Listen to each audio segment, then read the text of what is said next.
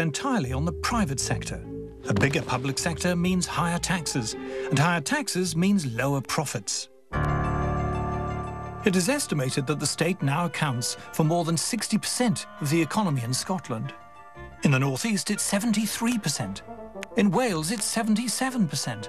And in Northern Ireland, the state accounts for a staggering 81% of the economy. When you've got to 70% of GDP public sector, that's worse even than what you had in a lot of Eastern European countries in the 1980s, when these countries were officially communist. Once a state gets to the sort of size it is at the moment, of spending over 50% of national income, it becomes very difficult to reduce it. One of the problems with government when it gets very large is that there's a vast number of interest groups who are feeding from the public trough. The more people there are who owe their living to the state, then the more electors there are who are going to vote for an even larger state. The vested interests that live off the state can become a majority of the electorate. And we're very close to that situation now. In Britain today, the public sector is bigger than the private sector. For the real productive economy to thrive, it must be released from the burden of paying for Britain's supersized state. But how? Now, we're often told we can't possibly cut public spending because it will affect frontline services. Let's see if it's true. Here we have a vessel that represents the public sector. Remember, now we have almost 7.5 million people on the public payroll. How many frontline service workers do we get for our money?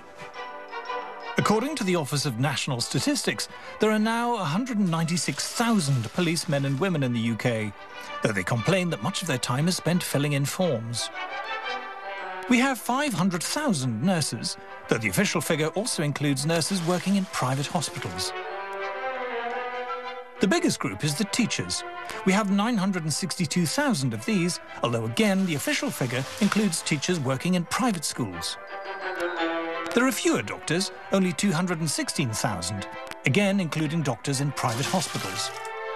And then we come down to much smaller groups, like firemen, of whom we have 57,000, and prison officers, of whom there are 48,000. Add all these frontline workers together and you get just under 2 million. Though remember, this figure has been inflated by including many teachers, nurses and doctors who work in the private sector. Now, I'm sure there are many worthwhile jobs we haven't included. But 5.5 million? That's almost twice the number of people who work in manufacturing. What do they all do? The trouble is, it's not always clear from public sector job titles what the jobs involve. We decided to look up some real public sector jobs and then ask a panel of celebrities to guess what they were. Is it a job involving a product or manufacturing anything? No. Do you work with tools? Yes. With a hammer? No. Stapler? Yes, I do. I think I've got it. Are you a community space challenge coordinator? Yes, I am. Person-centered planning facilitators and corporate strategy performance advisors, overview and scrutiny managers, and climate change program support officers. Do you liaise for a living? Yes. Do you coordinate? Yes. If you didn't do your job, would anybody notice? Oh, yes. In the private sector, if you really fail and are doing nothing useful, nobody pays you anything, nobody buys your product or service, and you go bust, and that's that. But nobody goes bust in a civil service or a public service like that. They just stay around being futile. You're not a pigeon fancier, are you? They're not pigeon birds in those things you were shaking. No, no. Are you connected with the community in some way? That is part of my job, yes. If you're a private company and you employ vast numbers of people filling in forms and measuring things for no apparent purpose, you're going to go bust, because some other private company will be able to produce their product cheaper by not wasting all of that money on bureaucrats and form filling. Do you counsel other councils about how to counsel councils? No. Do you consult other consultants at other councils about how to counsel other consultants at other councils? Yes. There is none of the tension of, well, does the guy deliver? Does that woman deliver? Or is she just waddling in, sitting her fat backside on a chair, moving around a bit of paper and going home. Are you a community management engagement counsellor? No. Are you a community engagement counselling manager? No. Are you a consultant management engagement community expert counsellor? No. Are you a consultation and communities engagement manager? What is that? We have known ever since the Soviet Union that state monopolies are hopelessly bureaucratic and wasteful, that the goods and services they deliver are rotten and insufficient, that their customers are powerless and treated with disdain. And yet, in Britain, we have state monopolies in key areas like health and education. The problem that you have with state providers, especially monopoly providers, if it's a state monopoly, is you deprive the individual citizen of choice. And one of the most powerful things you have if you are buying a product or service is choice. If you don't like this cafeteria, you can go to the one down the road because it's cheaper or nicer.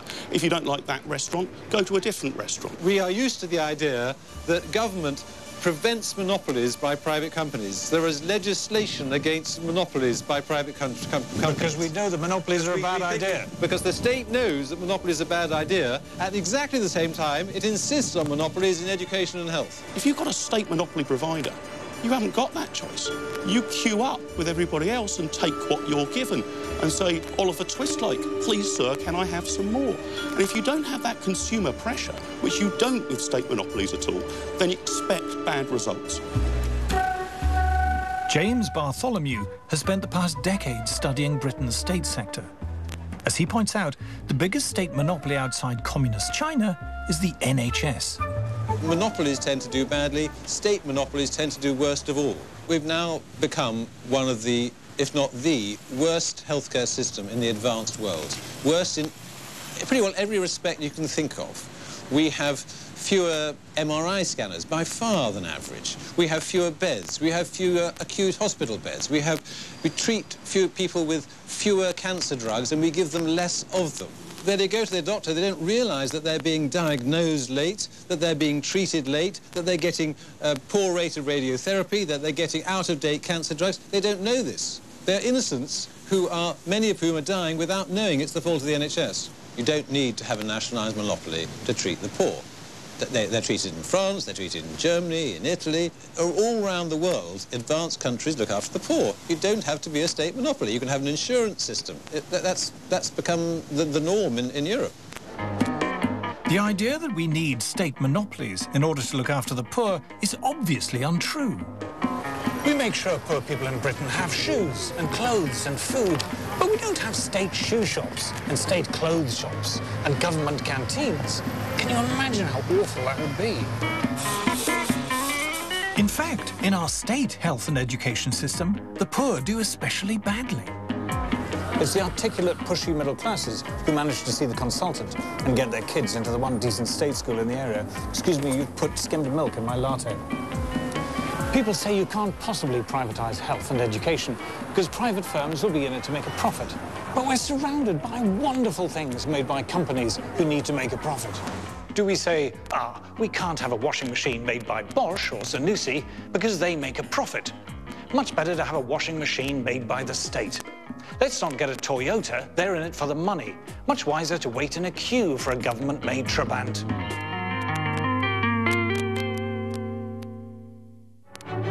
Supporters of our supersized state like to depict it as a kind of Robin Hood, stealing from rich folk like Andrew Lloyd Webber to feed the poor. This appeals to our sense of fair play, but how accurate is this notion of the Robin Hood state? Taxes are a colossal burden on virtually everybody in Britain. Taxes aren't for the super rich or even just for the affluent. They hit everyone. The government is spending over 50% of national income this year. You can't tax 50% of total national income just by taxing rich people. There aren't enough of them, and they don't earn enough money. If you're working on a fairly lowish wage, let's say £8,000, £9,000, £10,000 a year, you are still being clobbered for taxation. Not just in taxes you'll pay on your income, but VAT. of 20% on everything you buy. When you actually add it all up, the proportion of your money that you've given to the state is vast. It is the middle class, it's the bulk of the population, and it is the poorest who pay most tax. It's only when you sit down and add it all up that you realise what high levels of tax people are paying. Someone earning £12,500 a year, that's about the minimum wage. They're paying almost £7,000 in tax. Over half their income is going straight in tax.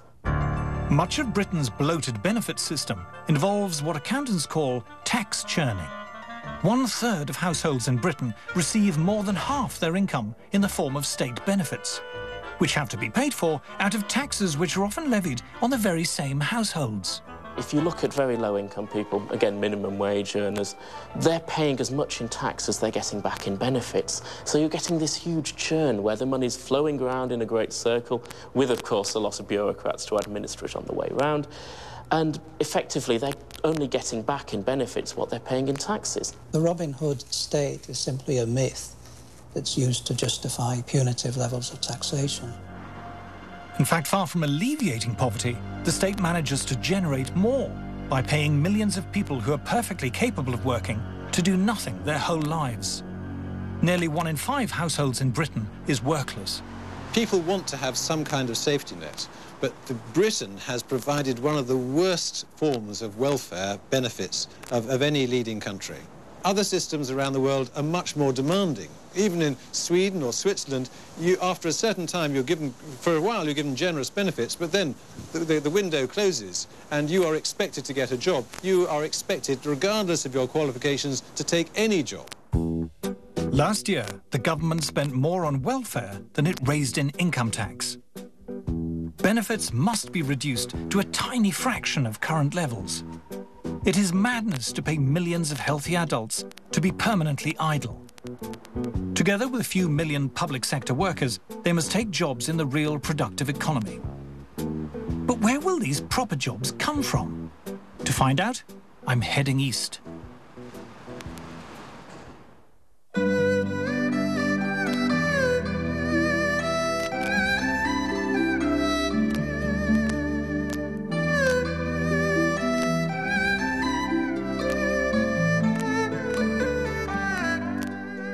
At the edge of the Pearl River Delta, rising out of the South China Sea, the small hilly island of Hong Kong. This is Asia's Manhattan.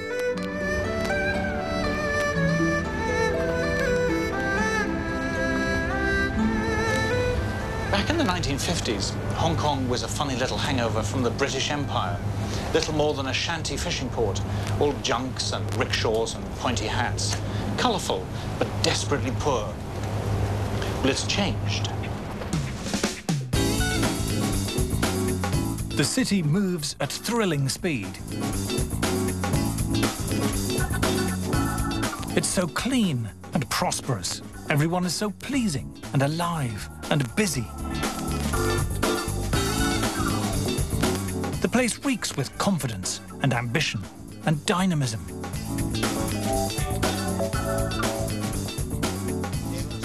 To see how quickly Hong Kong has transformed itself, I've come to see one of its most famous politicians. Andrew Wong was president of the Legislative Council in Hong Kong when it was handed over to China. Hong Kong is a name that the British invented. Before the British came, on Hong Kong Island there were some villages. But this is Hong Kong Island, that's Kowloon Peninsula. This is Hong Kong Island, early 60s. Hong Kong started big up in the 1960s. I took that ferry boat to school. The man who is widely credited with transforming Hong Kong was a Scottish civil servant called John Cowperthwaite, who took over as financial secretary here in 1961. Cowperthwaite was an old-fashioned classical liberal. It is said he slept with a copy of Adam Smith's Wealth of Nations by his bed. He believed the best thing government could do was as little as possible. John Cowperthwaite was a private man, humble, publicity shy. He'd been quite embarrassed at the thought of being cast in bronze. But if there's one person responsible for the economic miracle in Hong Kong, it's him. Why do you have a statue of John Cowperthwaite in your office in Hong Kong? Because he's my hero. He set the roadmap for us to go and create the last 50 years prosperity in Hong Kong. Cowperthwaite believed tax was a terrible imposition and an obstacle to growth. So he scrapped lots of taxes and limited income tax to just 15%. Today, still, taxes are low and paid only by the better off. Most people in Hong Kong pay no tax. The effect has been amazing.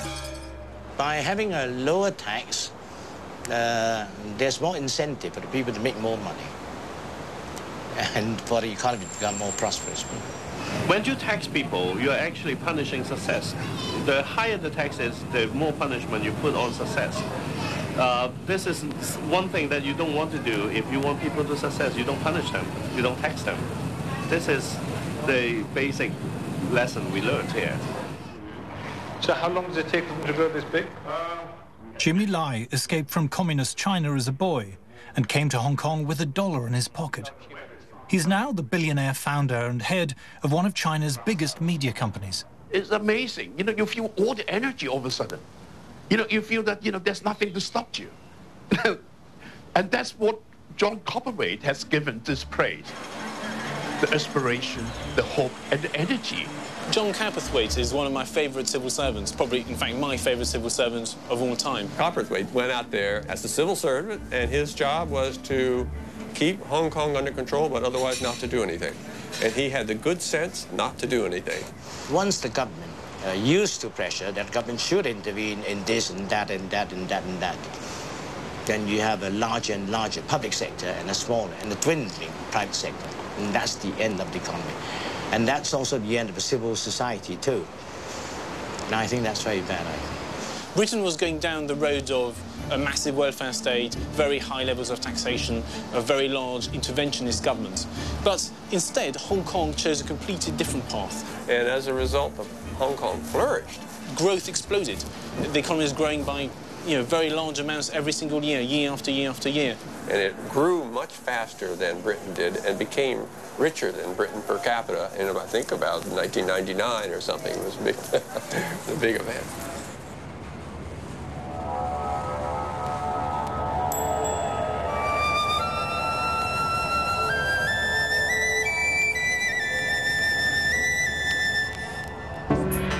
In Hong Kong in 1961, the Scottish civil servant John Cowperthwaite decided to slash taxes, and the place took off like a rocket. Suddenly, in the 60s and 70s, everything seemed to be made in Hong Kong. And when the factories in Hong Kong could no longer cope, they outsourced work to other parts of Asia. News of Cowperthwaite's miraculous reforms also spread, and soon they were being copied throughout the region with breathtaking results, even in mainland communist China. The main reason why they could see that this was the right thing to do was they could look at Hong Kong on their doorstep. The Chinese finally realized that, wait a second, there's something going on in Hong Kong here that we need to imitate. You know, this is a Chinese city, yet it's booming. If they can succeed so well in a little place like Hong Kong, if the whole of China moves from a socialist economy to a capitalist economy, what might be achieved? And the achievements have been very remarkable indeed. Instead of busts of Marx and Lenin, the Chinese started producing hundreds of statues of John Cowperthwaite, who was hailed as Asia's man of the century. Cowperthwaite's low-tax revolution then spread to Eastern Europe, which in the 90s was emerging from the nightmare of socialism.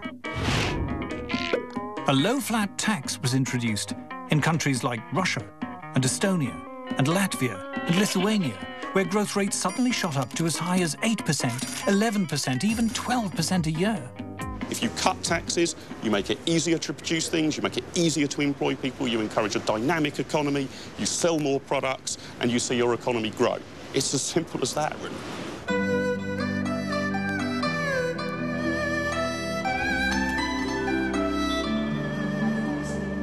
Given that only better-off Hong Kongers pay tax, given there's no VAT, no capital gains tax, no inheritance tax, you might expect there to be terrible services here. And yet, they have a transport system to die for. Platforms you could eat your dinner off. giant gleaming snaking trains fitted with hundreds of TVs to entertain you. In the International Health and Education League tables, Hong Kong is always near the top, far ahead of the UK. How? Well, strange as it may seem, when tax rates were lowered here, tax revenues actually went up.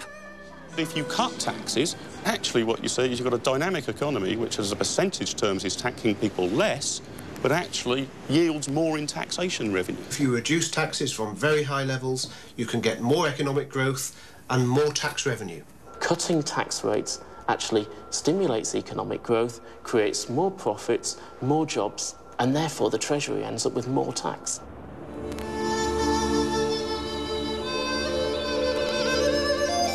What was once a shanty fishing port is now one of the world's most important commercial centres. This is where the Asian economic miracle began. It's also one of the most exhilarating places on the planet. All these fast-growing emerging markets are very exciting places. If you just walk down the street in Hong Kong, you smell it in the air, you smell this optimism, this belief that people have that they can actually go out and achieve something, that they can build something. People can help themselves.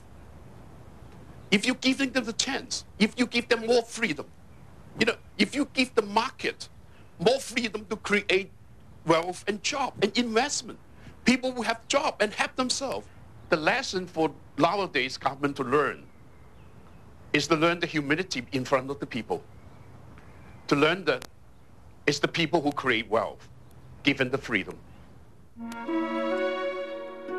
In communist China, the state controls around 28% of the economy. In Britain, the state controls 53% of the economy. It is almost an iron law of economics, supported by 35 years of statistical research, that the bigger the state, the lower the level and the growth rate of national output. The last government tested to destruction the idea that more spending was the answer. When are we actually going to realise that a growing state sector doesn't work? 55%? 60%? 65%? How much of the economy have our political classes got to control until we say enough? Well, the era of big government is dead. The government can't expand any further, it can't tax any further, and it has a massive debt to repay. People have to realize they're their own master. The state has to step aside and allow them to take responsibility for themselves, for their family, and for their children. We must do in Britain what John Cowperthwaite did in Hong Kong. We must chop our bloated state in half. VAT, capital gains and other taxes should be scrapped. The less well-off should pay no tax. The better off should pay no more than 20%. There is no big secret to economic prosperity. All we need is the wisdom and guts to do what's needed. If material gain, if material solvency, if prosperity is your goal, we know how to get that. And the way you get that is you get as much government off your backs as you can, you get rid of debt as quickly as you can, you encourage savings, you encourage work. There's no Restored economic prosperity very, very rapidly. You start to see the results almost immediately, within months, because I have great faith in the dynamism, the brilliance, the creativity of individual men and women in this country. But it all depends on what is now a clinically obese state getting off the backs of the ordinary working people of this country.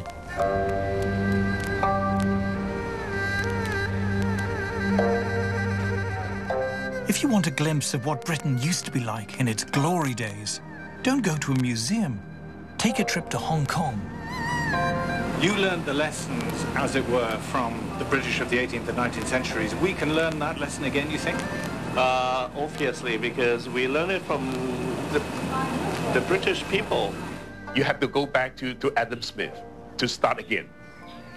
Start it all over again. Poor us.